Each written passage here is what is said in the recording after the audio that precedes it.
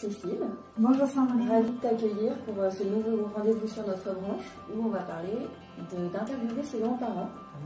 Avant de rentrer au cœur du sujet, est-ce que tu peux te représenter en quelques mots s'il te plaît? Alors, oui, bien sûr, volontiers. Donc, Cécile Franck, moi je suis chercheuse en sciences sociales. J'ai réalisé beaucoup de recherches qualitatives, donc j'ai peut-être à mon actif presque 500 entretiens dans des secteurs différents, auprès de personnes très différentes. Et puis, après 20 ans d'expérience, j'ai eu un peu envie de rendre le récit de vie des gens à leurs propriétaires. Donc c'est pourquoi j'ai créé Vimage, qui permet donc de raconter sa vie en images, parce que j'aime aussi en tant que chercheuse exploiter les archives personnelles des personnes interviewées. Un beau programme, donc tu es tout à fait vraiment dans ton cœur de métier là, et tu vas pouvoir nous donner plein de conseils pour bien interviewer ses grands-parents, parce que c'est pas un exercice qui est forcément facile, pas toujours simple. La première des raisons, en fait, c'est que chacun de son côté, chaque génération de son côté, ne sait pas ce que l'autre sait. Et puis, certaines informations nous semblent très naturelles, alors qu'elles ne sont pas forcément partagées. Et du coup, on ne peut pas les transmettre. Ça crée un blocage, et puis c'est vrai, comme tu dis, c'est pas facile de poser des questions sur ce qu'on ne sait pas. Donc on ne va pas aller chercher l'information par méconnaissance. C'est ça, exactement. Et puis il ne faut pas oublier que parfois il y a, avec le temps, il y a certaines choses qui s'effacent, mais il y a des informations qui sont stockées dans notre mémoire. Et puis en allant un peu titiller, en allant poser des questions. Exactement. Les événements, les souvenirs. C'est pour ça que c'est important de préparer son entretien, pour avoir une certaine liste de questions. Le premier rendez-vous sur notre branche, Loïc nous invitait à commencer ses recherches généalogiques par interroger ses grands-parents. Alors du coup, toi, tu as une vision aussi des choses. Quand on veut les interroger, comment on fait? Par où commencer? Est-ce que tu peux nous développer un peu cet aspect-là? Oui, alors aujourd'hui, je vais surtout parler de la relation entre le grand-parent et le petit enfant, mais encore jeune. Je ne parle pas d'adulte à adulte. Alors du coup, maintenant qu'on a bien ça en tête, on revoit que c'est pas simple. Alors, par où commencer pour justement mettre toutes les chances de son côté et faire le meilleur entretien possible? Alors moi, ce que je propose, c'est quand même 4 conseils majeurs. La première chose qui me semble importante à faire quand on veut interroger son grand-parent, en fait, c'est de commencer à parler de son enfance ou de sa jeunesse, parce que l'enfant, le petit enfant, peut comparer par rapport à sa propre expérience. Oui, il va pouvoir comme ça voir les différences qu'il pouvait y avoir entre les époques, de niveau de vie, plein de choses. Ça va lui parler, pas forcément. Voilà, si on prend l'exemple des loisirs, quand on est né en 1950, on n'a pas eu de Switch. Donc comment on occupait son temps? Pas de téléphone portable, pas d'ordinateur, comment on fait?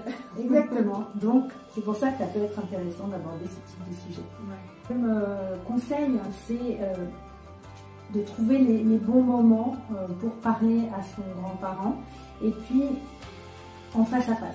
C'est-à-dire qu'il faut privilégier les interactions à deux, parce qu'on veut généralement recueillir le récit et donc la vision de la vie de cette personne, d'une personne en particulier.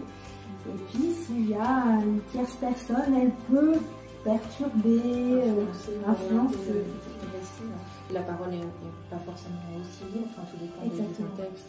On ne veut pas forcément transmettre les mêmes choses. Oui, c'est vrai. Donc c'est pour ça que c'est bien de garder cet échange en face à face, et puis surtout de trouver les moments où notre grand-parent est disponible. Ou même le jeune qui interviewe, parce qu'effectivement on n'est pas forcément toujours dans l'état d'esprit d'aller en quête des recherches de famille. Donc trouver pour les deux personnes le moment et le lieu serein pour pouvoir mener cet échange. Et puis, dans ces moments privilégiés, moi je pense que les vacances, lorsqu'on passe plusieurs jours chez ses grands-parents, là on a toujours un petit moment, je pense, pour pouvoir échanger. Puis l'échange peut se faire sur plusieurs jours. Oui, rien n'empêche effectivement de morceler l'échange pour aborder différentes thématiques ou différentes cette période pour aller peut-être plus au fond de chaque sujet. Oui, donc ce qui vient à mon troisième conseil, c'est de préparer une liste de questions. Parce que ce que je disais en préambule, c'est qu'on pense savoir, on ne sait pas ce que l'autre ne sait pas, bref. Donc, avoir une certaine liste de questions au préalable sur des sujets que nous connaissons en tant qu'adolescents, jeunes. Et puis d'avoir un peu un cadre aussi posé, et puis de se référer à ces questions-là si jamais il y a une émotion qui surgit quand on évoque une anecdote ou expérience. Donc au moins on a un peu un fil conducteur pour exactement prolonger l'émotion. C'est ça. Et puis j'en viens à mon dernier conseil, et non des moindres, c'est qu'il faut enregistrer en fait ces entretiens. Parce qu'on est toujours très intéressé par ce que peuvent nous raconter nos grands-parents. On pense qu'on s'en rappellera toujours, et puis c'est pas le cas en fait. Notre mémoire nous fait défaut, elle fait défaut à tous d'ailleurs. Mais quand on enregistre, on a une trace fidèle des propos de nos grands-parents. Venir, si on veut retranscrire par exemple, faire un livre. Après ça peut prendre plein de formes, on peut valoriser le discours sous plein de formes, ça serait peut-être l'objet de notre rendez-vous, mais au moins il y a vraiment une trace qui nous permet de se rapprocher. Et puis accessoirement, on a aussi une trace de la voix de nos grands-parents, et puis ça c'est précieux quand on les a perdus. Moi j'aurais aimé effectivement pouvoir faire ça, c'est vrai que c'est très précieux, donc il ne faut pas hésiter, ses grands-parents ou d'autres d'ailleurs proches, il ne faut pas hésiter à échanger et discuter, poser des questions pour en savoir plus sur son histoire et s'approprier ses racines.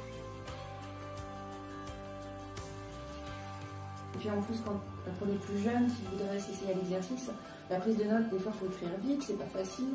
Donc c'est bien de pouvoir avoir un support audio qui permet de retranscrire calmement. Après, l'échange, c'est quand même confortable.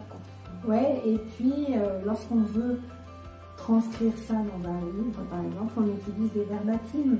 Et là, tu peux nous dire, parce que peut-être que les plus jeunes ne sauront pas forcément expliquer le terme verbatim.